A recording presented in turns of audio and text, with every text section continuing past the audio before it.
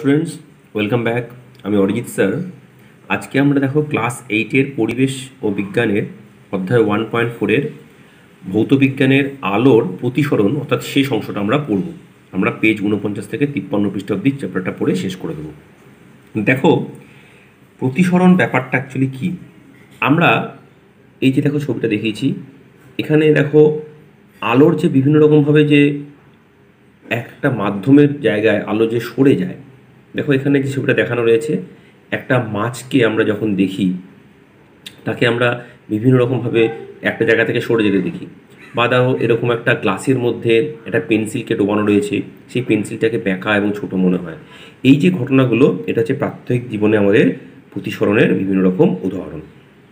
প্রতিসরণের কথা বলতে গেলে তোমাদেরকে আমি কতগুলো ছবি এঁকে দেখাচ্ছি। দেখো, মনে করো আলোকরশ্মি একটা মাধ্যম থেকে আরেকটা মাধ্যমে আসছে। মনে করো এই একটা মাধ্যম থেকে আলোকরশ্মি এখানে আসছে।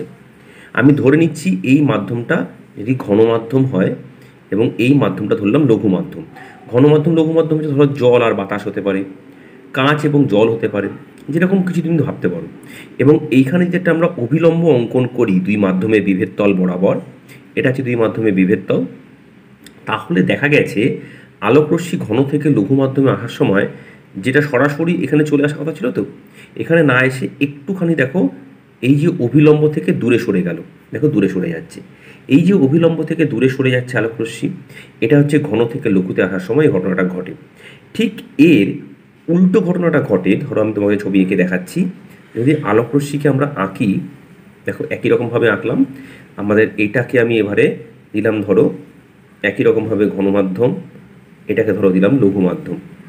এইবার যদি আলোকরশ্মি লঘু মাধ্যম থেকে ঘন মাধ্যমে যায়, তাহলে দেখো এই যে বরাবর বেরোনোর কথা ছিল, এইবার কিন্তু আলোকরশ্মি দেখো অবিলম্বের কাছে চলে গেল।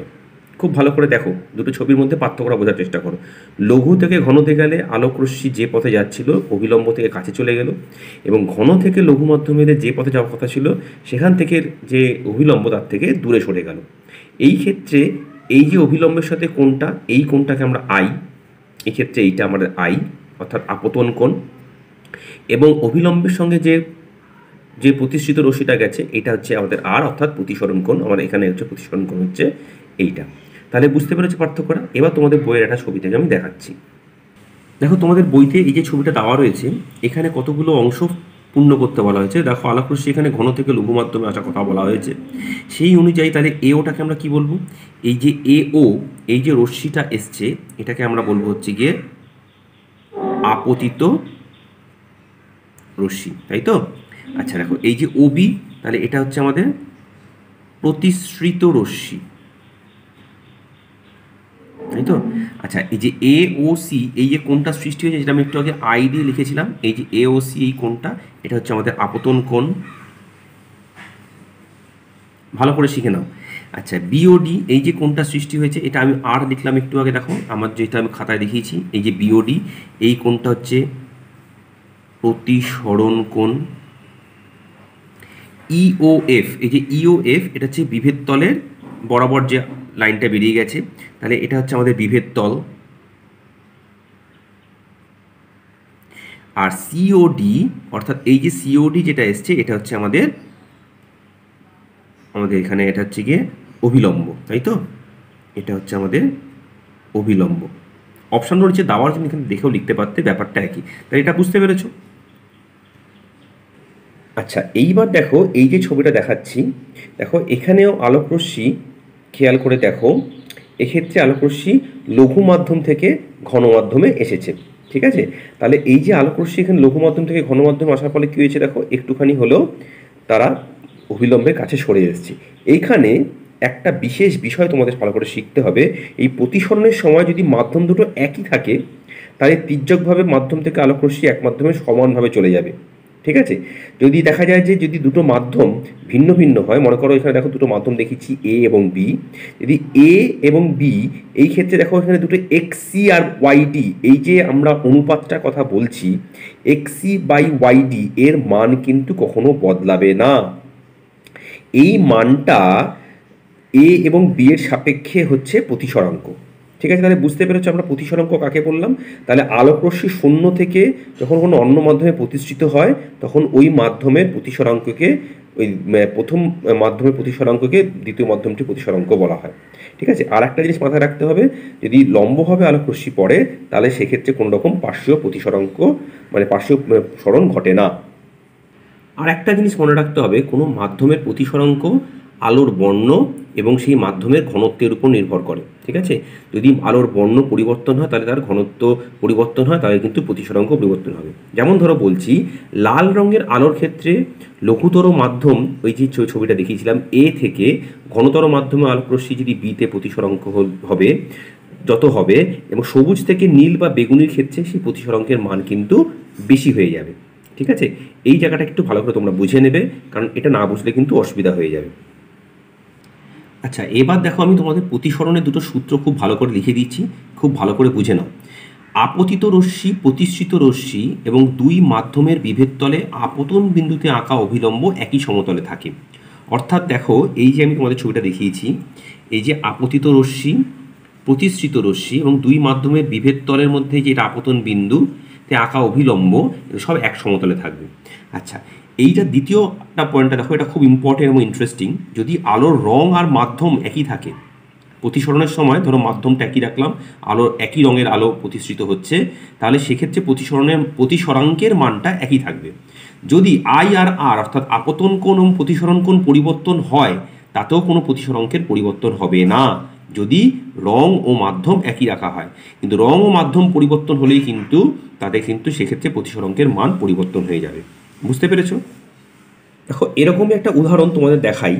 দেখো, কিছু কিছু ক্ষেত্রে দেখো, এই যে কচু পাতা, এখানে তাতে কিছুটা যদি জল পড়ে থাকে, দেখো এই জলটা চকচক চকচক করছে, তাহলে এই ঘটনাটা কেন ঘটছে খুব ভালো করে তোমাদের এটা বুঝে নিতে হবে, এই ঘটনাটা অ্যাকচুয়ালি কেন ঘটছে। দেখো, আমি তোমাদের এখানে একটা ছবি এঁকে দেখাচ্ছি, তোমার পাশে এই যে ছবিটা দেখিয়েছি সেটাও তোমরা দেখতে পারো। এই যে মনে করো, এইটা আমাদের একটা মাধ্যমকে আমি ছবি হিসেবে আঁকলাম। ঠিক আছে, আচ্ছা, এবার মনে করো এটা আমাদের ঘন মাধ্যম আর এটা আমাদের লঘু মাধ্যম। ঠিক আছে, দেখো ঘন মাধ্যম থেকে যদি কোনো আলোক রশ্মিকে আমি আনি, ধরো যদি এইভাবে আলোক রশ্মিটা আসছে, এমনভাবে পড়লো আলোক রশ্মিটা ধরো দুই মাধ্যমের বিভেদতল বরাবর বেরিয়ে যাচ্ছে, হতেই পারে, অর্থাৎ তার এই ক্ষেত্রে প্রতিসরণ কোণের মানটা 90 ডিগ্রি। ঠিক আছে, খুব ভালো করে বুঝে নাও, এমনভাবে পড়লো এখানে দুই মাধ্যম দিয়ে আমাদের আলোক রশ্মিটা এখান দিয়ে বেরিয়ে যাচ্ছে। এইবার ধরো এই যে কোণটা, আপতন কোণটা, এই আপতন কোণটাকে আমরা আইসি, অর্থাৎ এটাকে আমরা বলি সংকট কোণ। ভালো করে বুঝে নাও, এটাকে আমরা বলি সংকট কোণ।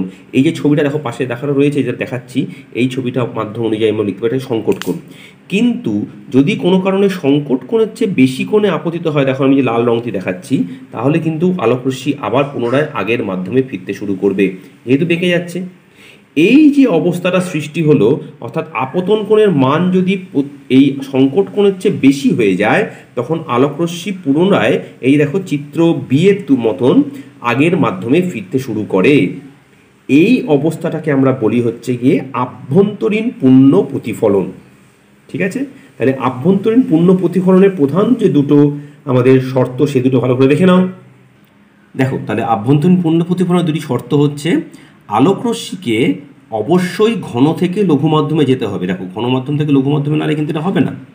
এবং আলোক রশ্মি দুই মাধ্যমে বিভেদতলে যখন আপতিত হবে, সেই আপতন কোণের মানটা দুই মাধ্যমের সংকট কোণের চেয়ে বেশি হতে হবে, তাহলেই তো আভ্যন্তরীণ পূর্ণ প্রতিফলনটা ঘটবে, তাই তো? তাহলে আভ্যন্তরীণ পূর্ণ প্রতিফলনের কিন্তু এই দুটো হচ্ছে প্রধান শর্ত, মনে রাখতে হবে, এটা ভালো করে মুখস্থ রাখতে হবে। দেখো, আভ্যন্তরীণ পূর্ণ প্রতিফলনের বেশ কিছু উদাহরণ রয়েছে। এই যে হিরে কেন চকচকে দেখায়, কারণ হচ্ছে বায়ু সাপেক্ষে হীরের প্রতিসরাঙ্ক খুব বেশি হয়, এর ফলে বায়ু সাপেক্ষে হীরের সংকট কোণ খুব কম হয়, মাত্র 24.5 ডিগ্রি। এমন কৌশলে হীরেকে কাটা হয় যাদের ওদের বায়ু মাধ্যমে যাত্রাকালে সমস্ত আলোক রশ্মির আপতন কোণের মান 24.5 ডিগ্রি অপেক্ষা বেশি হয়। তার ফলে কি হয়, আলো সহজে ভেতরে ঢুকলে আর সহজে বেরোতে পারে না, তার ফলে হীরে কিন্তু চকচকে দেখায়। ঠিক আছে, আচ্ছা, এরপর দেখো আমি তোমাদের দুটো ছোট ছোট উদাহরণ দিয়ে দেখাচ্ছি। একটা আভ্যন্তরীণ পূর্ণ প্রতিফলনের একটা খুব সুন্দর উদাহরণ হচ্ছে, দেখো এই যে মরুভূমিতে মরীচিকা সৃষ্টি হয়। এই মরুভূমিতে কি হয়, দেখো এই ক্ষেত্রে গ্রীষ্মকালে আমাদের দেখবে এখানে কি হয় যে দুপুরবেলার থেকে দেখবে এই যে পিচ রাস্তার উপর জল চকচক করছে, এই যে ব্যাপারটা, সামনে গিয়ে দেখবে কোনো জল নেই, ঠিক একই ঘটনা ঘটে। কিন্তু এখানে কি হয়, এখানে আলোক রশ্মি যখন আসছে, ওপরের মাধ্যমটা বাতাসটা এখানে ঠান্ডা এবং গরম বাতাসের জন্য বাতাসের ঘনত্ব পরিবর্তন হয় একটা পরিচলন স্রোতের জন্য। তার ফলে কি হয়, আলোক রশ্মি দেখো এই ছবি অনুযায়ী দেখো বাঁকতে শুরু করে এবং বেঁকে এই আমাদের চোখে এসে পৌঁছায়। তেমন চোখ তো সরাসরি সোজা দেখবে, তার ফলে কি হয়, উপরের শীতল বায়ু, নিচের কম উষ্ণ বায়ু এবং মাঝারি উষ্ণ বায়ু এবং নিচের দিকে বায়ু সবচেয়ে উষ্ণ বায়ু থাকে। এর ফলে আমাদের চোখ ওটাকে এরকম একটা নিচের দিকে ছবিটাকে দেখতে পাই, দেখো উপরের জিনিসকে আমরা নিচে দেখতে পাই। ঠিক আছে, বুঝতে পেরেছো ভালো করে? ঠিক এর উল্টো ঘটনাটা ঘটে শীতপ্রধান দেশে। ভালো করে দেখো, এই যে ছবিটা দেখিয়েছি, শীতপ্রধান দেশে নিচ থেকে ওপর দিকে বায়ুস্তরের ঘনত্ব ক্রমশ কমতে থাকে, ঠিক উল্টো ঘটনাটা ঘটে। তার ফলে কী হয়, বায়ুস্তরের ওপরের দিকের উষ্ণতা ক্রমশ বাড়তে থাকে। তার ফলে দূরে অবস্থিত কোনো বিন্দু, মনে করে দেখো এই যে এস বিন্দু থেকে দেখো, মনে করো কোনো একটা জাহাজ আসছে বা কোনো নৌকা আসছে, সেখান থেকে আসা ঊর্ধ্বগামী আলোক রশ্মিগুচ্ছ ক্রমশ ঘনতর মাধ্যমে বা লঘু মাধ্যমে যা যাত্রা শুরু করে। তার ফলে কি হচ্ছে, এখানে আলোক রশ্মিটা যেটা আমরা দেখবো কোনো একটা মানে একটা এরকম দিকে দেখো, এই এস ড্যাশে আমরা এস বিন্দুটাকে এস ড্যাশ বিন্দুতে দেখবো। তার ফলে কি হচ্ছে, আমরা দেখবো কোনোটা নৌকা হয়তো বাতাসে উপর দিকে আকাশে ভাসতে ভাসতে আসছে বলে আমাদের মনে হবে। ঠিক আছে, তাহলে বিষয়টা বুঝতে পেরেছো? মরুভূমিতে ঠিক যে ঘটনাটা ঘটে, উপরের জিনিসটাকে আমরা নিচে দেখি, এবং শীতকালীন দেশে কিন্তু আমরা নিচের জিনিসটাকে উপরে দেখি, এক্স্যাক্টলি উল্টো জিনিসটা আমরা দেখি। এবং এই দুটো ঘটনা হচ্ছে আভ্যন্তরীণ পূর্ণ প্রতিফলনের আমাদের প্রাকৃতিক উদাহরণ। তাহলে স্টুডেন্টস, আশা করি তোমরা আজকে প্রতিসরণ চ্যাপ্টারটা ভালো করে বুঝতে পেরেছো। যদি বুঝতে পারো তাহলে অবশ্যই আমার চ্যানেলটা তোমরা সাবস্ক্রাইব করে নিও, এবং আমি এরপর কিছু প্রশ্ন উত্তর দিয়ে তোমাদেরকে এটা শেষ করে দেবো। দেখো স্টুডেন্ট, এই 10টা প্রশ্ন আশা করি তোমাদের পড়লে খুব ভালো হয়ে যাবে। 1 নম্বর দেখো, সৎ ও অসৎ বিম্বের পার্থক্য লেখো। একটি বিন্দু উৎসের প্রতিবিম্ব দর্পণে কিভাবে সৃষ্টি হয় দেখাও। দুটি আয়নার মধ্যবর্তী কোণ 30 ডিগ্রি ও 90 ডিগ্রি হলে প্রতিবিম্বের সংখ্যা কত হবে? পেরিস্কোপ ও ক্যালেডোস্কোপ কি? প্রতিসরণের দুটি সূত্র লেখো। প্রতিসরাঙ্ক কাকে বলে? আভ্যন্তরীণ পূর্ণ প্রতিফলন কাকে বলে, এর দুটি শর্ত লেখো। সংকট কোণ কাকে বলে বা বলতে কি বোঝো? হিরে চকচক করে কেন? এবং মরুভূমিতে মরীচিকা সৃষ্টি ব্যাখ্যা করো। ঠিক আছে, এই 10টা প্রশ্ন খুব ভালো করে তৈরি করবে এখান থেকে। এই 10টা খুবই ইম্পর্টেন্ট প্রশ্ন। সবাই ভালো থেকো।